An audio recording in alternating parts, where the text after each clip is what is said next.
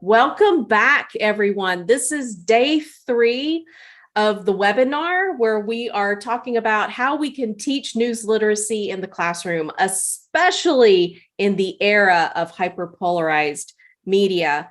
If you'll recall, on day 1, I had mentioned that we know of 18 states who have already passed legislation. They have legislation on the books as of right now requiring media literacy be taught in the classroom. So depending on the state that you are watching from, this might be something that you're considering incorporating into your already existing curriculum.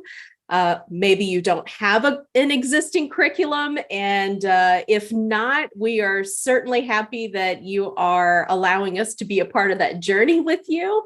We recognize it is not an easy thing to incorporate news literacy into your different classrooms. So we hope that you have found the past couple of days to be really helpful in terms of ideas that you can get from us regarding incorporating the media bias chart into your classes, as well as some of the teaching tools that we've been sharing with you.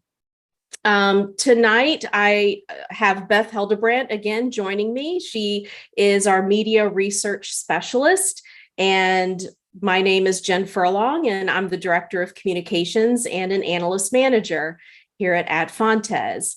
So if you are joining us for day 3 and you've been with us all along, welcome back. We're so happy to see you. If you are just joining us because you weren't able to make it to the live webinars the past couple of times, well, welcome.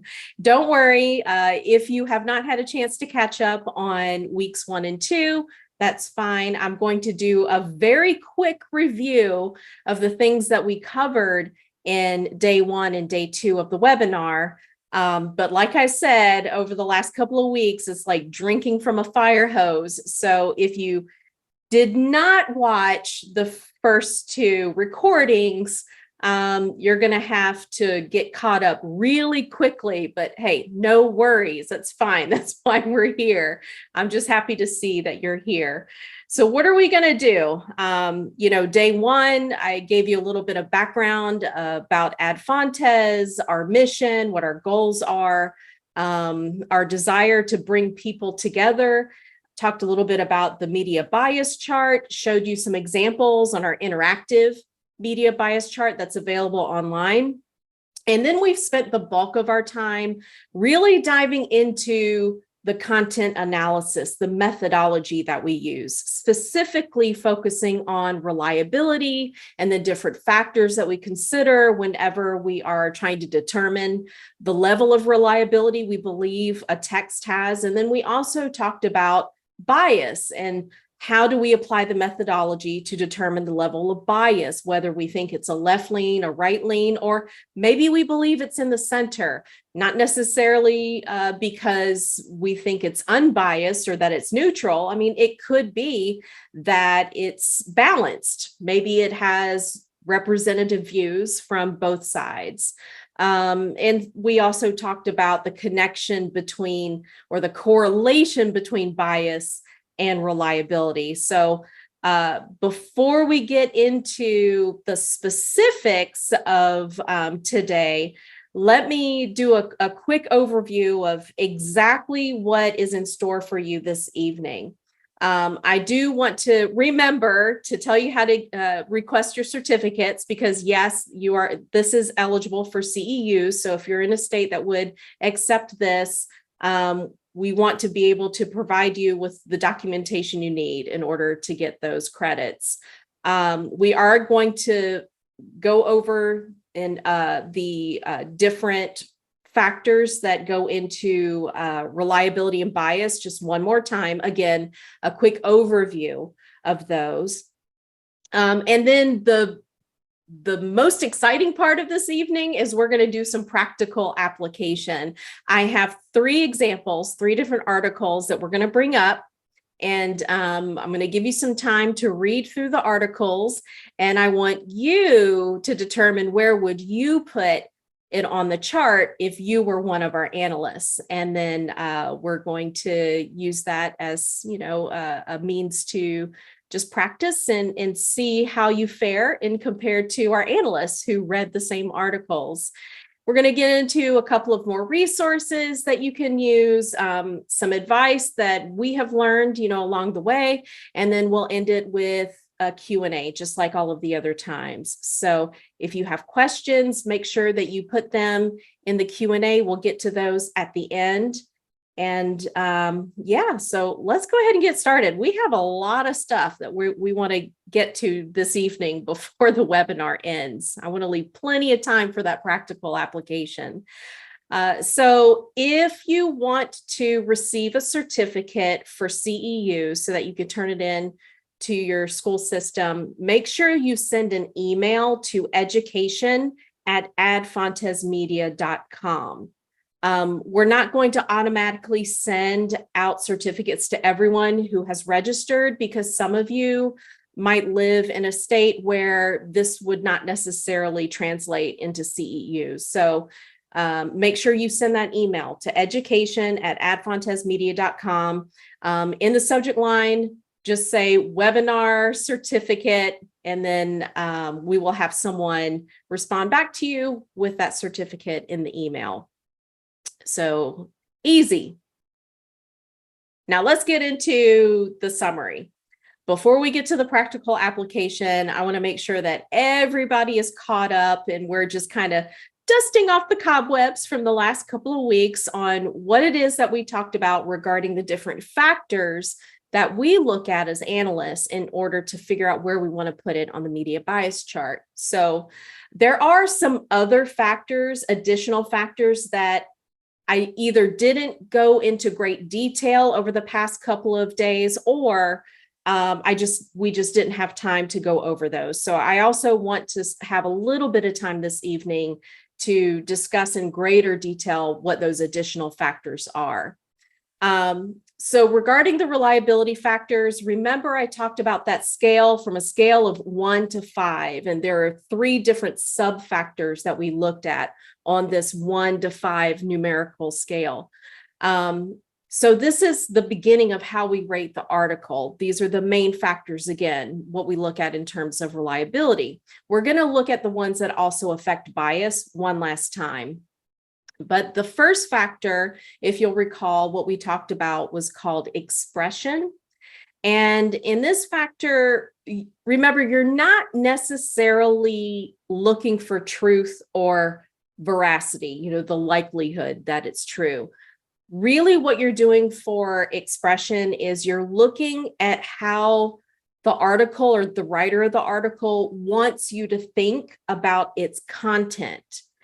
We look at each and every sentence in the article, and we look at how those sentences are framed in order to determine whether we can see if there are any clues of analysis, or maybe there are some clues in there that will indicate that, it's an opinion piece versus factual based. Something else that we also look for is loaded language. Very important. The words that the writer chooses to use in order to create this article are incredibly important. Everything is a choice. So if you see language, like hyperbole, or there are insults in there, of course, that's going to push the article more toward the opinion part of the slide, down toward 4 or 5, when you see loaded language like that. We also talked about, you could think of this in terms of a courtroom analogy. You could ask yourself questions like, does the writer sound like an expert witness?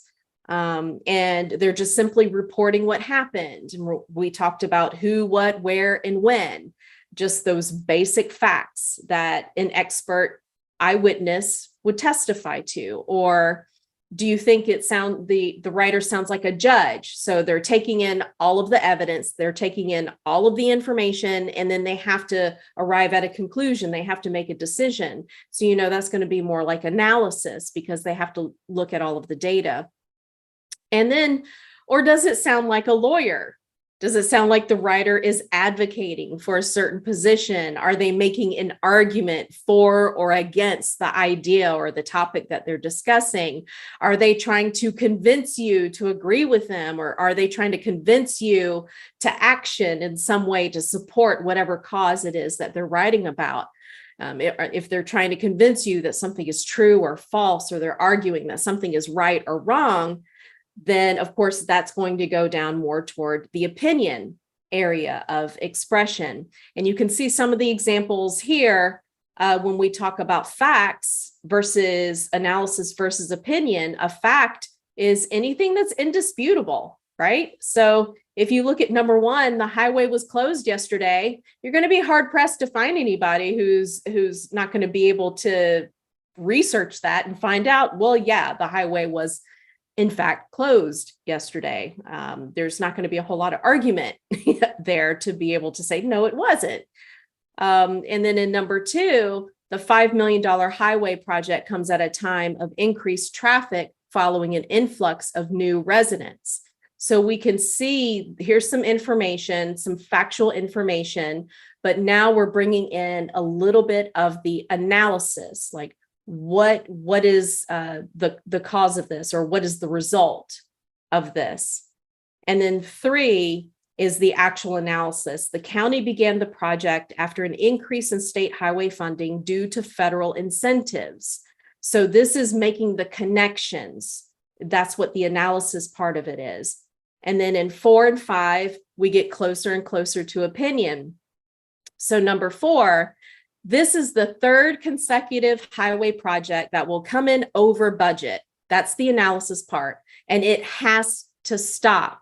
So this is the opinion part. And you're going to notice the more you read, the more factual based it is, the less emotion is attached to it. The more opinion it has, the more emotion is going to be attached to it. There's going to be more emotional appeal in those statements, because look at number 5. It's all opinion.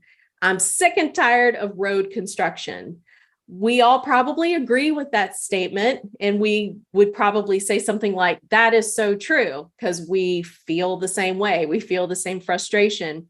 But in reality, I am sick and tired. That is an opinion that's being expressed. And when you can make the connection, oh, this is getting a bit emotional in the statements, you can tell that that's going to move further and further down in that 1 to 5 scale.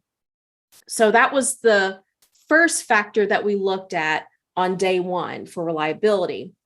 And then we looked at the veracity factor. We talked about veracity and how this is also used as a metric to rate how true we think an article is. So when we read through each of the statements being made in the article, we ask certain questions. What can be objectively proven to be true?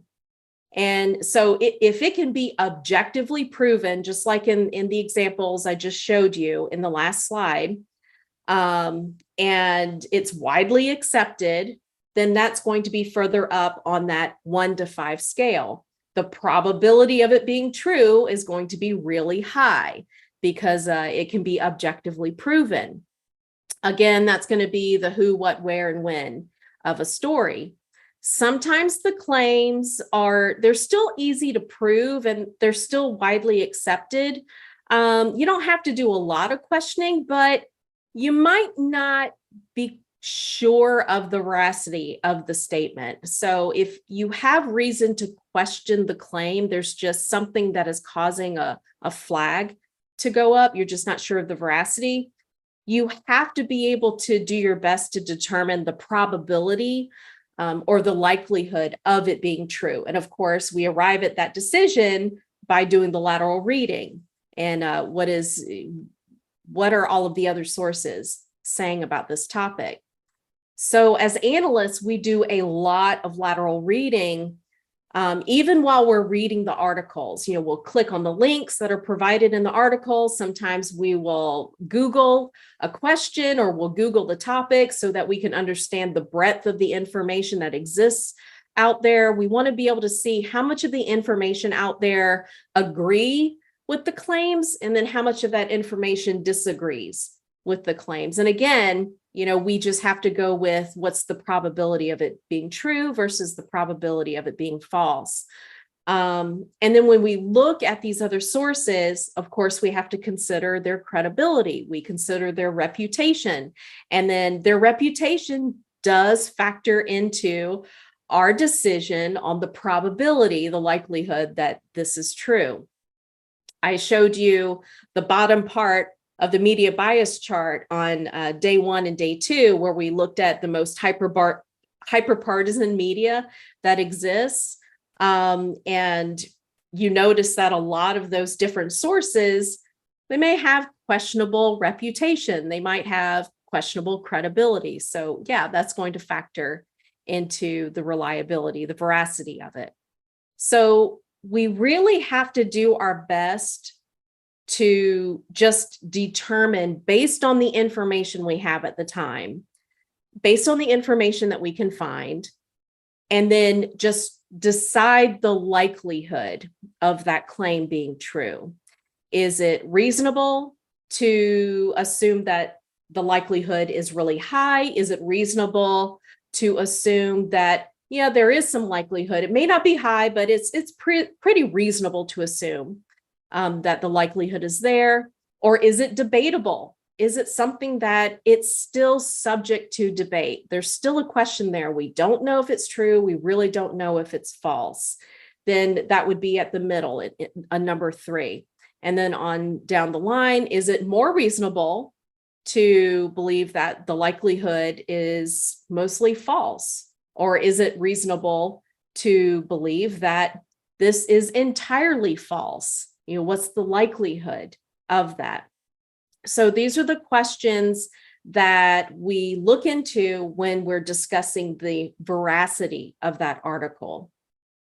The third factor that we talked about on day 1 when considering reliability, I quickly went over headlines and graphics, but I didn't go into great detail because I wanted to spend the bulk of the time talking about those first 2 factors, because those are incredibly important to be able to understand the nuances between those.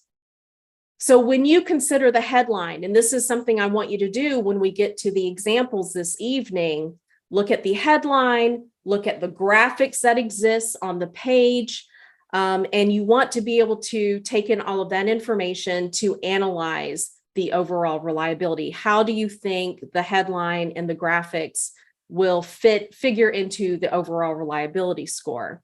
So you want to look at the pictures. We want to look at the charts, any videos that might be there, any cartoons that are used, anything that is on that web page in connection to that article. It's going to give us a clue that we would be able to use in order to determine reliability. So some things to consider when you look at the headlines. Number 1, look at the relevance of the headline to the story. And also consider, do you think if the headline seems like it's making a conclusion, is it a fair conclusion? Is it a pretty good inference?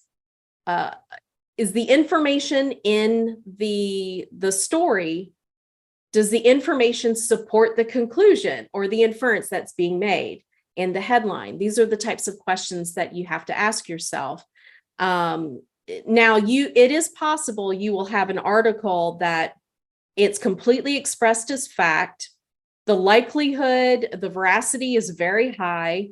It's clearly not analysis or opinion, but you'll see a headline that's a sensationalized headline, and maybe it has nothing to do with the story. So we have had instances where we've seen the story itself is actually a really good story. It's really reliable, but the headline was so problematic. That's what caused us to bring that story down further on our media bias chart. So again, headlines, and so many people read the headlines without even reading the story. That's why it's so incredibly important to consider the headline.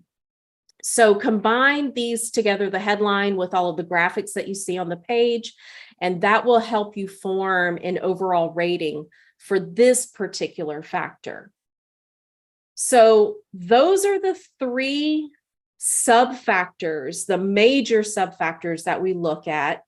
And so when you're considering overall reliability, put on the scale from 1 to 5, where do you think expression's going to go? Where do you think veracity would go? Where do you think the headline and the graphics belong? And determine how heavy would you weight that? If it's really problematic, if it's a sensationalized headline and it gives the wrong impression, if you were not to read the article, then that's going to weigh a little more heavily in the overall reliability. And so that's, you kind of put all of this together. So that's the reliability factor. Like I said, real quick summary, drinking from the fire hose. Let's go ahead and move to bias. So I want to go ahead and get this summary in here as well, because I really want to be able to spend some time on the practical app. Day 2, that's when we actually went over bias, and we talked about in great detail the methodology that we use in order to determine what were the 3 sub-factors that we use in order to rate for bias. I'm sure that you could already tell, by the discussion that I had on day 2, that this is really challenging in that we have to be able to rate the political positioning in order to determine bias. So you really do need to have a pretty decent grasp of the political views of the current elected officials of each party. That's not an easy thing. If you're not sure where the elected officials fall on the political spectrum, as far as their different ideologies are concerned, because even within the same party, there is a spectrum of different ideologies. And so we have to be able to determine the nuances, the differences between that exists on the ideological spectrum. One of the things that we use as analysts, in addition to just doing a lot of reading to familiarize ourselves with this stuff, is we go to govtrack.us. And I am going to put a link in the chat so that you can also bring this up. And I highly recommend that you bookmark this on your computers. So I am going to see, hopefully everyone will be able to get this. Okay, so hopefully you will see a link in the chat for GovTrack. So what I would like you to do is click on that link and then go ahead and save that, bookmark that on your computer. This is what it looks like. If you go to govtrack.us, it actually has a section called report cards.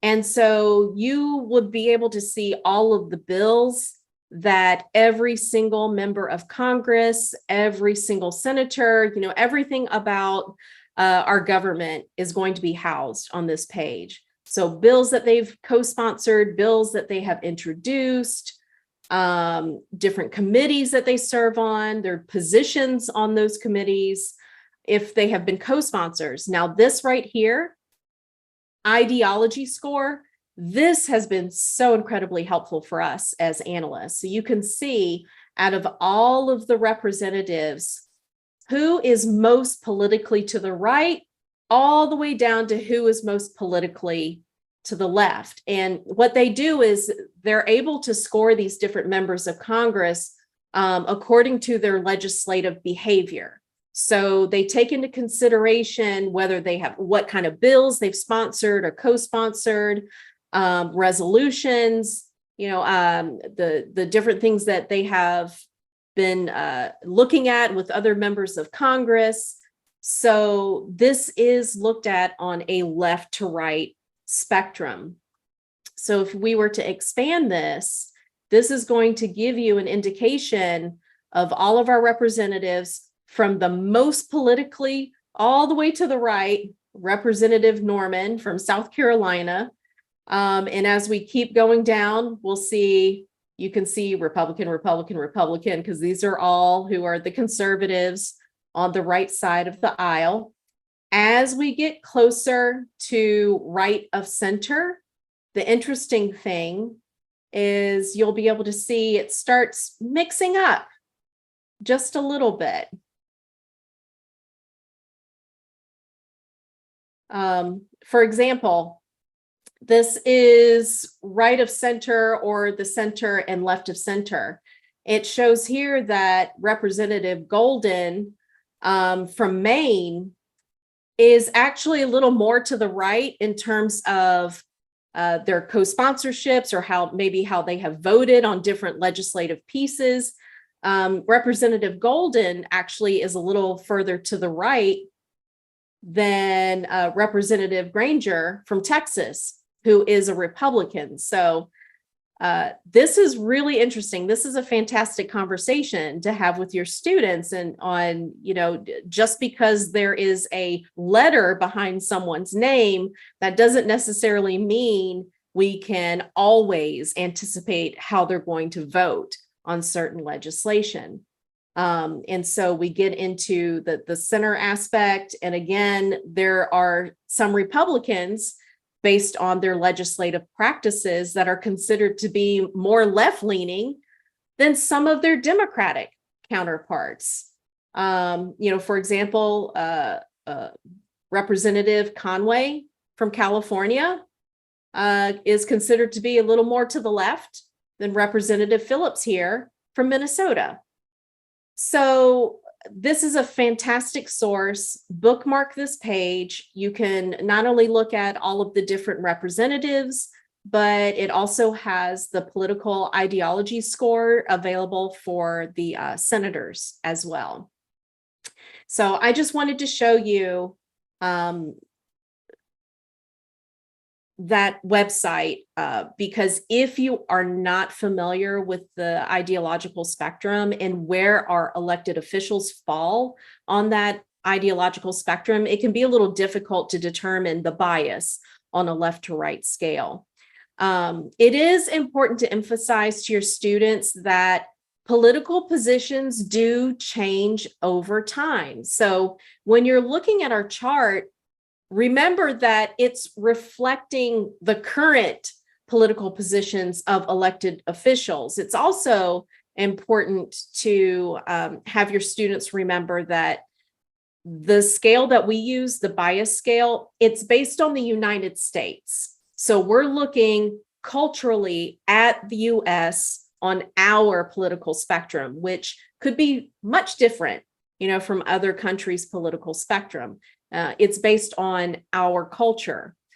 It truly is a snapshot in time, and those things, they move, over time.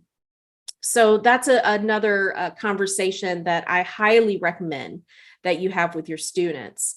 The lines that tend to separate, what skews right to what is a strong right versus what is hyper-partisan and then to the extreme, they're defined by the documented political positions of the mainstream leaders. So here, skews right and strong right, the current positions of current median Republicans, these are going to be the mainstream leaders. And on the other side, if it skews left, strong left, current policy positions of the current median Democrats. So these are considered the mainstream leaders of the Democratic Party.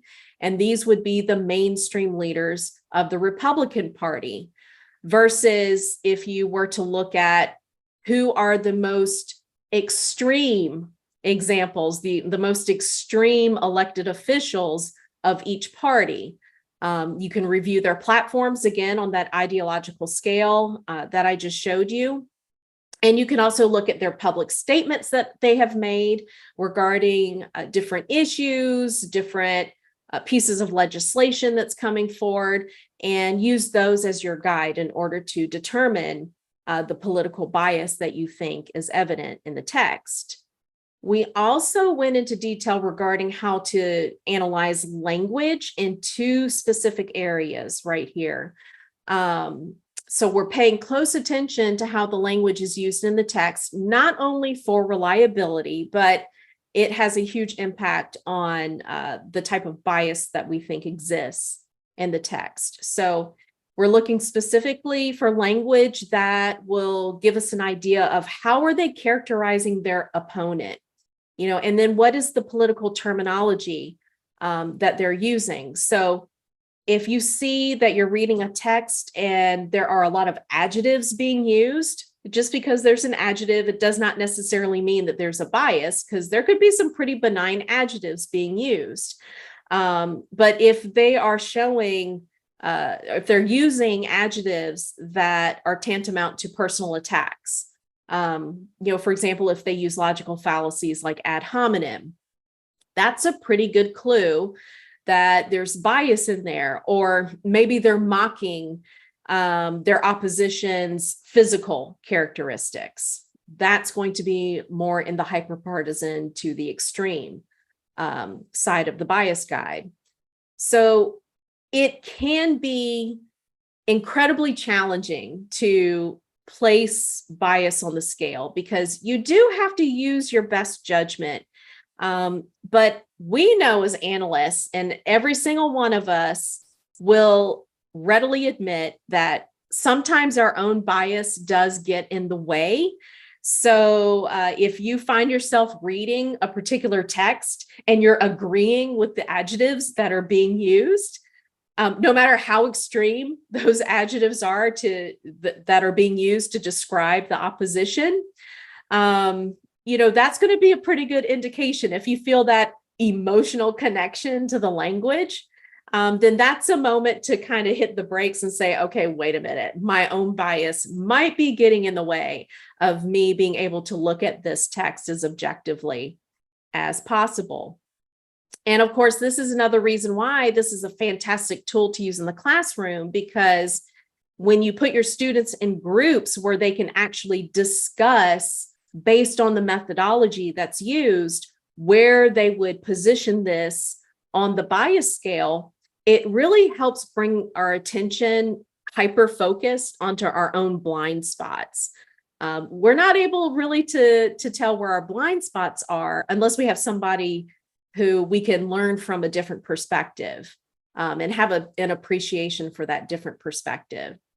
And then regarding the political terminology, remember we talked about looking for words or labels that the writer would use to label themselves, or labels that they would use to characterize the opposition, or language that is used to explain topics. For example, is the phrase gun control used versus gun rights? Is pro-life used versus pro-choice? Look for those pejorative terms, that are used as a slight against the other side. Deplorables or snowflakes, or leftists versus MAGA Republicans. Those are going to give you a pretty good indication of the bias that exists, how they're labeling others. So we also talked about the idea of the boogeyman. These are the labels that exist, or the descriptions that exist, that they're really intent on inciting fear in their constituents, or they want to bring about a certain level of anger or frustration, among their constituents or their readers. So if they begin talking about things like the deep state, or big pharma, or the military industrial complex, those are going to be key phrases that give us a pretty good indication, because those are labels that would indicate, this is a villain in some way. So again, these three factors, when we put all of these together, really think about the language, the political positioning, and then think about the lateral reading. How does this compare to everything else that you've looked at? You might even go out to the media bias chart and look up a couple of other sources that have covered the same issue and see where they fall on the spectrum as well. So this is how we arrive at the overall bias factor, looking at all of these different sub factors together. So it really takes time in order to do this, and it takes a lot of practice in order to learn how to apply the methodology consistently across the board. There are going to be some other factors that I want to call to your attention. So those were the major sub-factors that we consider for bias and reliability, but there are going to be some other things that may have an impact on how you or where you want to place this on the chart. For example, you might want to consider, is this original fact reporting? Did this person actually dig in the data? Did they go down that rabbit hole? Did they travel overseas and see this, up close and personal? Is it an investigative piece? That really is going to bring it a little bit higher on that fact reporting scale that we talked about earlier. Read through things very carefully. And again, this is a great lesson for your students. Grammar does matter. Punctuation matters. Spelling matters. And we consider those as analysts. It could be a pretty factual article, but if we see that there are a lot of errors in the article itself in terms of grammar or spelling, we will knock a couple of points off for those errors. So that is something to bring into the classroom and have your students discuss. How many points might you take off, for this mistake? How egregious is this mistake? And do you think it really has an impact on the credibility of the writer or the credibility of the source? Something else that we look at that might have an overall impact on where we put it on the scale would be if there are a lot of questions being posed rather than answers, because, the news, you're supposed to be telling the news. You're not supposed to be asking a bunch of questions. So that's kind of a red flag there if they're asking more questions than they are providing information. And of course, I've said before, the fairness of it, in headlines or in the text, really look in terms of if there are opinions in there or if they're making inferences or conclusions. Is it a fair inference? Is it a fair conclusion to make based on how much of the information, how much of the factual information is provided? If there's a lot of factual information, the ratio within the text compared to the analysis or the opinion, then that's going to be rated a little higher. But if you looked at it and it's, this is all speculation, that's extremely unfair because they're not using the facts to be able to support the conclusions being made.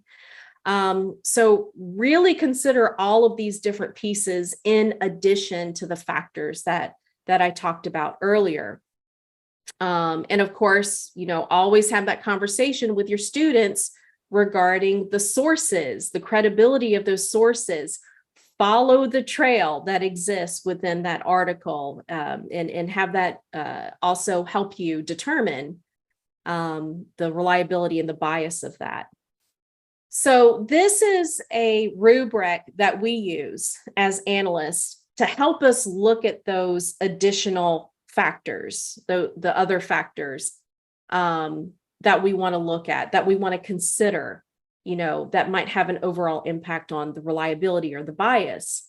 So, if something on this scale, all the way from 0 up to 64 at the top end of the scale, anything that is above a 56, and you'll notice these are divided in 8s. So if it's within this section above 56, we know that is some pretty high effort that went into that reporting. It's original. Maybe no one else has actually looked at this yet. It really took a long time. It's a pretty good investigative piece. And typically these are, not very biased in nature because they're really trying to get to the source. They're really trying to get to the bottom of whatever it is that they're looking at. It's pretty thorough in fact reporting. If it's above, 48 to the 55, that's still some pretty good, thorough fact reporting. It's pretty dense with the factual statements, There might be some analysis in it, but very little analysis. It truly is primarily, it shows a lot of effort in trying to provide those factual statements. It could be pretty complex, the inferences that are being made, but you can tell the difference between if it's above 48 or below 48 based on, again, that ratio. So if it's between the 40 and the 48 section here, we know that there's a pretty good mix of the fact reporting, the factual statements. It's a pretty good mix between those as well as the analysis. So we're beginning to see a little more analysis. Maybe it's a little more balanced ratio-wise between factual statements and the analytical statements. Or this could be just very simple, short, local news fact reporting. There was a wreck on I-95 and 3 people were hurt. Okay, and the police said this. It's all factual. Is it necessarily investigative? Not really. Is it necessarily, very thorough, high effort fact reporting? Not necessarily. It's very short, simple, bare bones. Then that's why we would actually put this toward the bottom between the 40 and 48. It's still good factual information. It's just not on the same level as an investigative piece or something that is, thoroughly high effort fact reporting, where they actually had to do some work to put that article together. So this is all the green zone in here. This is what we consider to be, highly reliable information. These are some pretty good high quality sources, if you will. Once you fall below the 40, we get into the yellow zone here. And these are the sources they're okay. I mean, they're not great, but they're not really bad either. So, there might be more analysis than factual statements. There might be some opinion thrown in there. It might be a good article, but then you notice that the headline was problematic. So then we would bring that below the 40 line. And then when you get into the orange area, we're beginning to see more opinion that's maybe unfair. You're able to see some logical fallacies that are being used, the language that's being used, vilification, the opponent characterization is pretty extreme. That's when we see that it's going to fall below that 24 line. And then, of course, everything that goes further down, the worse it gets. If you see that it's just flat out misleading, or there are a lot of speculations happening, there is zero claims that are there to support any of the wild accusations or speculation that's occurring. We're getting into conspiracy theory territory here. Or if you see, no matter how small the percentage of the article, if you find that something is inaccurate, something is false, and you can prove it to be false, that's when we put it right below 8. It goes right down to the bottom here, even if it's a very small percentage of the article. So for your students, what I would recommend is maybe even give them, send them on a little treasure hunt.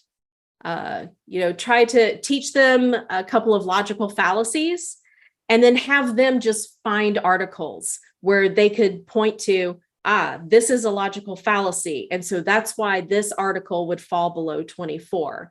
Or look at this language, the characterization of the opponent. They're really vilifying the opponent, or it's really dehumanizing the opponent. If you're calling someone a rat, that's dehumanization. That's going to take it below the 24 line. So that could be something fun for your students to do. Send them on a little treasure hunt according to, the factors that we have on this sheet of paper right here on the rubric. And then that could be a source of discussion, in the classroom. All right. So that was the last 2 days and then some, all in a nutshell, in a matter of 45 minutes. So I know that's a lot of information to take in.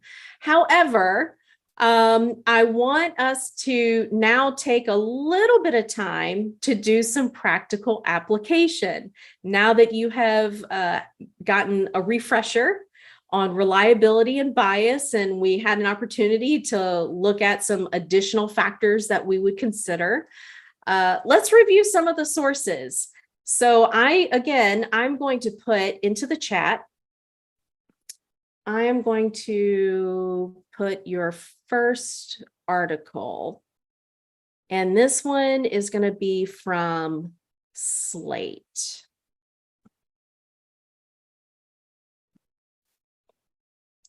All right, so you should see in the chat now, there is a link to slate.com. And when you bring up this article, it is going to look like this. Judge Aileen Cannon just got her first big Trump trial test. Now, as analysts, we get about 10 minutes to review the article and try to make our best guess at this. So I'm going to do that. I'm going to give you, well, not quite 10 minutes, but let's take about 7 or 8 minutes. I do want to give you a good amount of time to get into this article and make your best guess. Where would you place it on the chart? Where would you place the reliability score? And then where would you place the bias score? And then at the end of the 7 or 8 minutes, we'll come back together and then I'll show you what our analysts thought about it. And then you can compare your score to what our analysts thought. All right, so read through the article. Okay, so as you are looking at this article and trying to determine where on the media bias chart you would place this, I placed the rubric in front of you so that you can kind of gauge based on some of the additional factors that we just talked about, where that might help you on which area you might place this. I'll give you just one more minute. And then if you've already determined what you thought the reliability would be on this scale from 0 to 64, where would you place the reliability? And then where would you also place the bias on that scale? 0 being the middle, to 42 being extreme right, minus 42 being out to the extreme left. I don't think people are able to use the chat, Jen. Oh, no. But they could put it in the Q&A. Oh, yeah. Okay, so then put it in the Q&A. Yeah. Okay, so I see you're starting to fill up the Q&A. This is pretty normal to be all over the place as we begin to tighten up how we apply the methodology to these different texts. And this is the interesting part of it too, because each of us are going to have a different perspective because we're bringing our own bias, into what we're rating at that moment in time. So let me share with you some of the article notes that our own analysts had when they looked at this. So the overall bias score was at a minus 15. So they put that as a strong left over here. And then the overall reliability score was at a 28. So that falls here in this yellow zone between 24 and 32, opinion, fair persuasion, accurate article, highly partisan, speculative inferences. So if any of these sounded like something that you were picking up on, speculation or the opinion, this is pretty much the area. Now, our own analysts also had a range. So if you're, outside of that range, don't feel like you necessarily did something wrong. We don't like to use that word. It's just maybe you viewed something differently than someone else did. For example, regarding the bias, one of the notes from our analysts, they said it's analysis and opinion, from the left, but they don't think it's left of center, a little farther out left, but they didn't think it was extreme either. So that's why they put it at strong left. Another analyst said strong anti-Trump rhetoric. And then they gave an example right from the start. Trump has tried to cast the probe into his alleged mishandling of classified documents and obstruction of justice as entirely a politically motivated effort by the Biden administration to cripple a political opponent. And then they went on to say, list several examples of Trump making bold claims about the investigation and Biden's role in it, minimal emphasis on Biden's perspective or the special counsel's claims. So they put that in the bias aspect. And then another analyst said that it had left-leaning language and a left-leaning political stance. Now, as far as reliability, our analyst said that, yeah, it's pretty speculative, though argued well enough to be a credible analysis in their opinion. They provided a quote, maybe he thinks that if he delays it long enough, the whole thing will just go away. Or maybe he thinks that if he delays it until after the 2024 presidential election, he will be back in the Oval Office and have the authority to end the case or pardon himself. So anytime someone is trying to speak to someone else's thoughts, that's pure speculation. There's no way we could ever know that. So that's why they placed that below the 32 line, because of the speculation. And the other analysts agreed. But our own analysts, their range for reliability was between 24 and 32.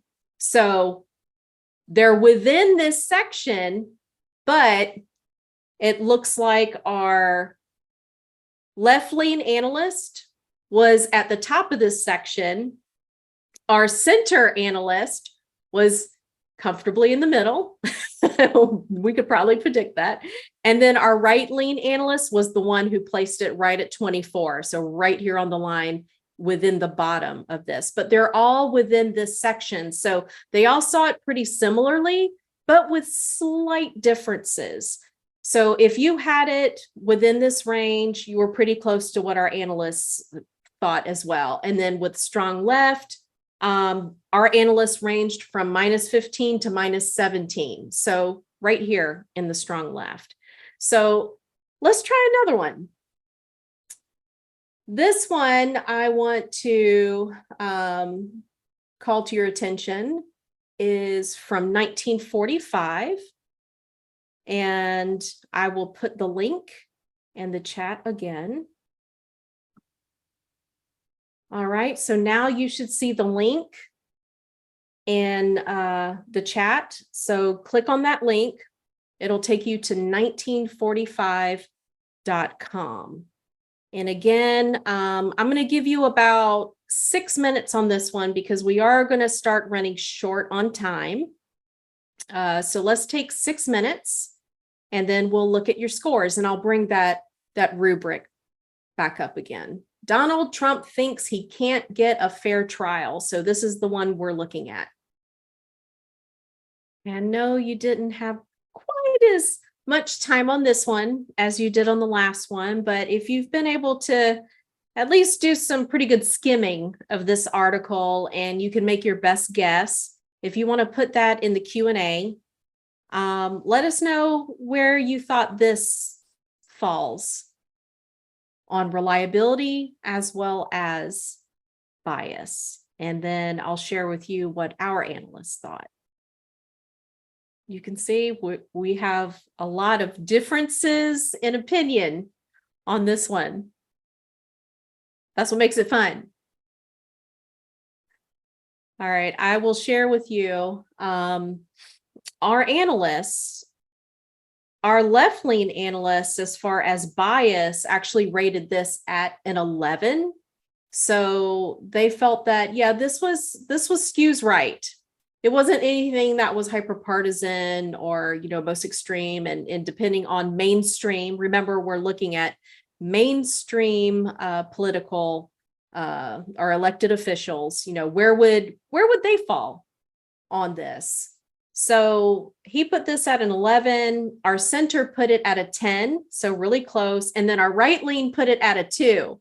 So just about in the middle. I noticed some of y'all put it pretty close to the middle as well. So you can see how maybe there were some, some bias happening with our own analysts as well. That's how the analysis goes. So if you're pretty close to the bias, that's where we were. That actually equaled out to 7, almost 8. So in the skews right territory. And then for reliability, the overall score was at a 32.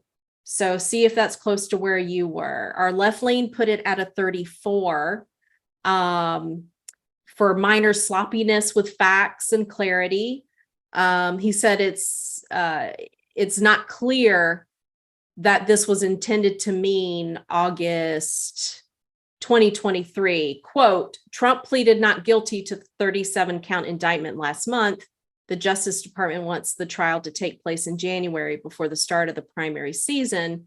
Federal District Judge Aileen Cannon set Trump's trial date for mid-August. And then he went on to say there major and perhaps biased sloppiness with facts with respect to, quote, former President Donald Trump wants to delay his trial in the Mar-a-Lago classified documents case until after the election, citing election interference. So that's what our left-leaning analysts picked up on for reliability at 34. Our center lean analysts put it at a 35, so still pretty close to where the left lean analysts. As far as reliability, this analyst noted factual details provided with quotes from Trump defense team and relevant information surrounding the case is included. The title is somewhat analytical, though. Donald Trump thinks he can't get a fair trial, and with the occasional language missteps in the article itself. So it looks like the center picked up on some similar language issues as the left lean. And then our right lean put this at a 27. So again, not too far apart, between our analysts across the political spectrum. Our right lean put it more in the opinion area for what they viewed as misinterpretation of fact statements, veracity. And they also put something about the election interference is not the same and was not worded by them, and provided a quote. Here, there is simply no question any trial of this action during the pendency of the presidential election will impact both the outcome of that election and, importantly, the ability of the defendants to obtain a fair trial. So our analysts had a lot of examples from the text to support where they put their ratings, but regardless of where they fell, they're still pretty close. So this averaged out to be 32, and then the bias averaged out to be between 7 and 8 right there. So if you were pretty close to that, you were right in line with our analysts. If you were a little off, that is okay. Trust me, that doesn't mean that you were wrong. Maybe you picked up on something that our analysts didn't pick up on. So if you disagree with something, you absolutely can do that. That's a part of the discussion. We don't like to say anyone is wrong. One of us could be the outlier. The other two are super close and how they've rated things. And one of us is the outlier. That doesn't mean that we're wrong. It just means maybe we saw something that the other two didn't see because of a blind spot. So again, that's a fantastic, foundation for a conversation with your students. This was a topic of the week for us. So if you were to go to our topic of the week webpage, you would see in this, it's titled Bid to Delay, and this was from last week. And you can see on the chart where all of these articles are. So the two that we looked at this evening, the Slate article and the 1945, you can see where they fall here.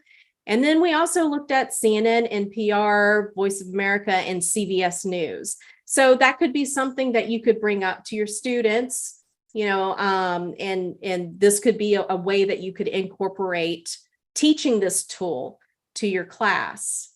All right, so we are starting to run short on time. So I'm going to get back into the slides here. I want to call a couple of things to your attention, before we start wrapping things up.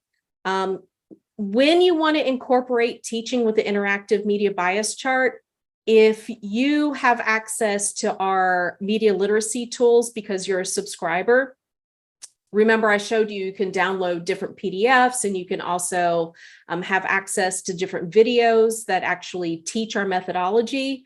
We have a couple of different blank charts in there that you could actually use for your students. We have the one chart that, I just showed you, that it's the basic bare bones chart, but it's color coded still. So that could actually be a basis for a conversation.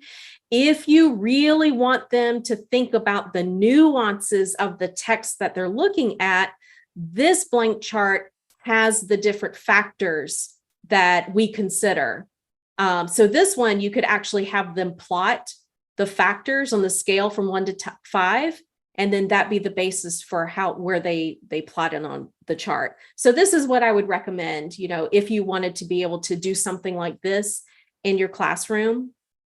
We do recognize that it can be pretty difficult to bring this type of media literacy education into the classroom, because every now and again, you're probably going to run into topics that, depending on the age group, they could be some pretty difficult topics to bring into the classroom. But we are hoping that by using our methodology and by using our tools, it really gives you a solid foundation to start with, so that you can feel more confident that you can discuss these difficult topics in the classroom. So we don't want you to shy away from the difficult topics.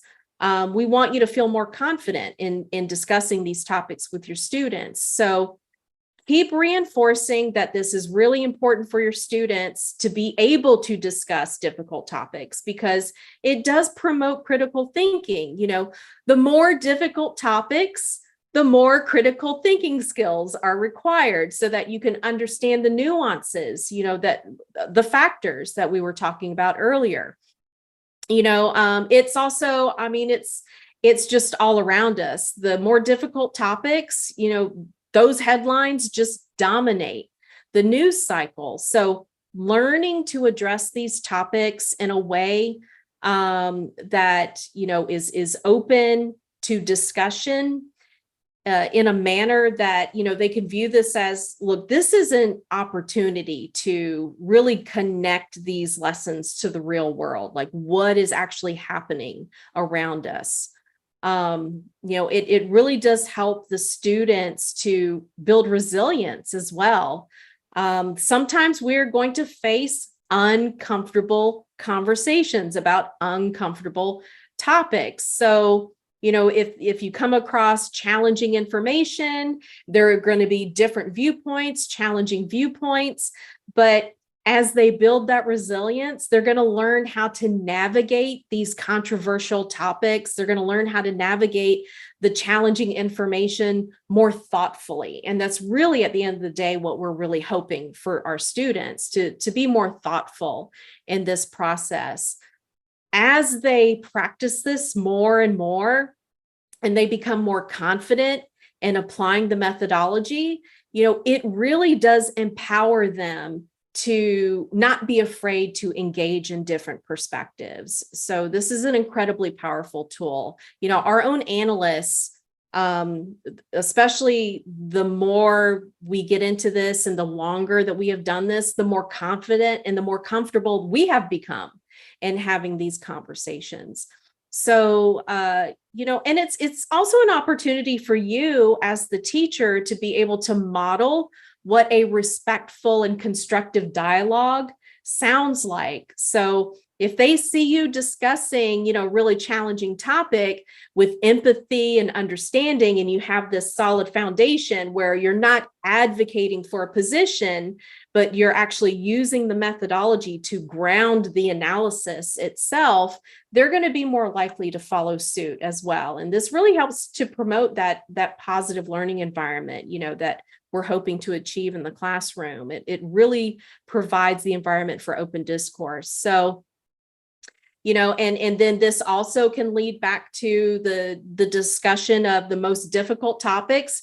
do tend to, the more hyper-partisan type of sources that we look at, they do tend to focus really heavily on these challenging, these difficult topics. But you'll notice in those examples, oftentimes they'll use misleading information. They are prone to use hyperbole, the insults. So again, by constructing this in a way where, send them on that treasure hunt so that they can make the connections with having these difficult conversations about these challenging topics. It's okay, to have these different perspectives while also recognizing if you get really emotional about something, especially on the two lower quadrants of our media bias chart, that's a clue right there, that there are going to be some manipulation techniques being used, by these particular sources.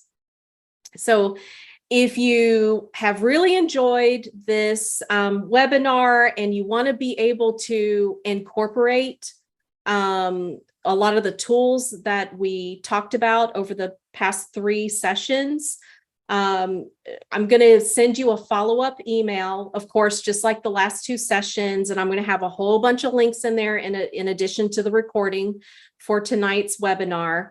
But just know that if you do decide that you want to subscribe to the classroom subscription, then you'll be able to get 10% off of that if you use this code July 23. So just keep that in mind. We have several different subscription services that you can use.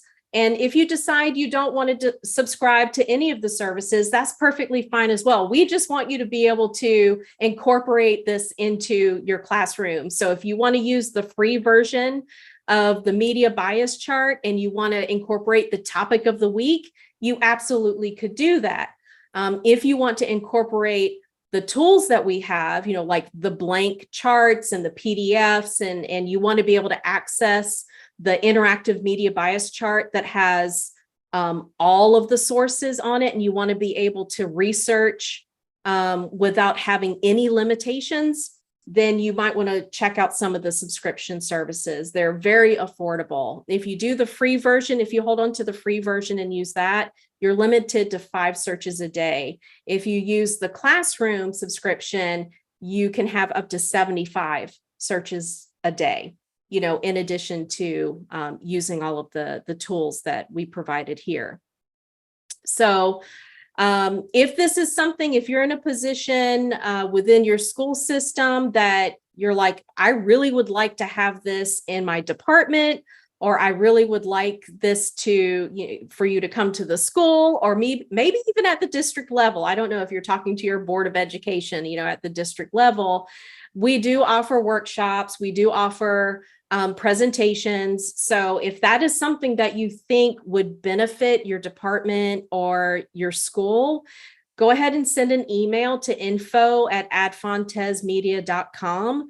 And then, one of us will get back to you, and then we'll set something up. We're more than happy to do that. All right. So we're getting really close to the end. So I wanted to bring this up for you. If you don't mind, please, please, please help us continue to tailor all of this training for you. It's really important for us that we're providing you with tools that you can truly incorporate into your curriculum. So if you can use this QR code, on your phone, that's going to take you directly to the survey. If you don't have your phone handy or you don't know how to do the QR code, I have the URL right here. And then you can just type in the URL. So I'm going to leave this up just for a minute. If you want to make sure you do this before we end this evening, that would be wonderful. There are only, I think, 6 questions. And so it's super quick. And it's the typical survey questions. I'm just really interested in hearing, what did you think were the most helpful parts of the webinar?